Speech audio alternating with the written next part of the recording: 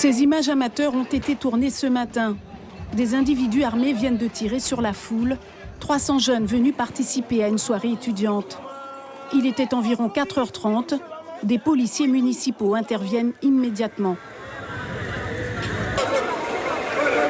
L'équipage qui était en sécurisation dans le secteur et en surveillance un petit peu de ce qui se passe par rapport à la soirée étudiante, ont entendu des coups de feu, donc des détonations. Et aussitôt, ils ont vu un mouvement de foule, donc ils se sont précipités.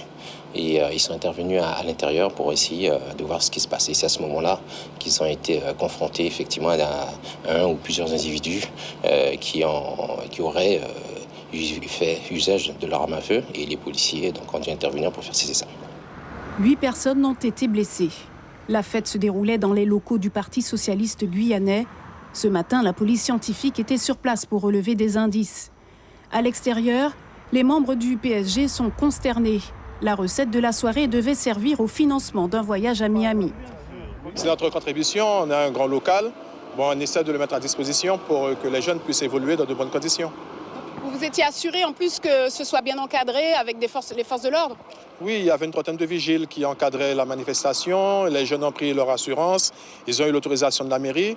Donc tout se passait dans le meilleur des cas. 2 jeunes filles ont été conduites au centre hospitalier André Rosemont par les sapeurs-pompiers. D'autres blessés se seraient présentés seuls au service des urgences, sécurisé par la police nationale. Parmi les victimes, Idriss, 22 ans, touché à 2 reprises. Pour l'instant, elle se repose, mais on n'a pas plus de renseignements que ça. On attend justement que les médecins donnent un peu plus de renseignements.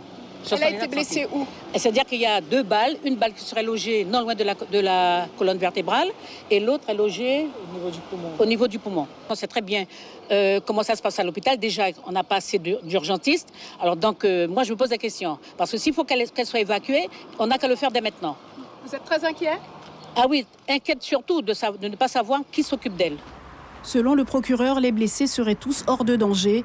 L'enquête a été confiée à la police judiciaire. Les tireurs sont activement recherchés.